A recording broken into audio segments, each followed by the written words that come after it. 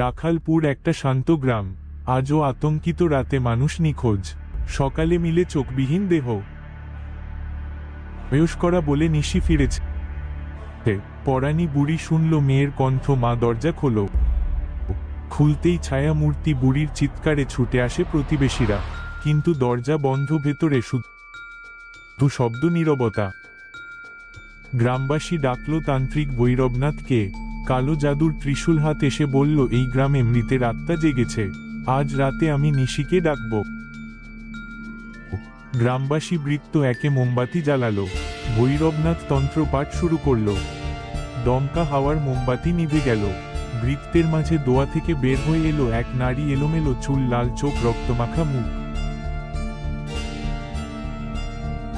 নিশি বলল, কে আমাকে ডেকেছিস? তান্ত্রিক ত্রিশূল উঁচিয়ে বলল, আমি মুক্তি দিতে এসেছি। শুরু হলো ভয়ঙ্কর লড়াই, বজ্র আগুন, গেরাম কাঁপছে। তান্ত্রিক রক্ত ছুঁড়ে মন্ত্র শেষ করল।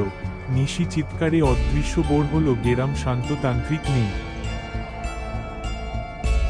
শুধু ত্রিশূল পাশে লেখা, আমি ফিরব পূর্ণিমার রাতে।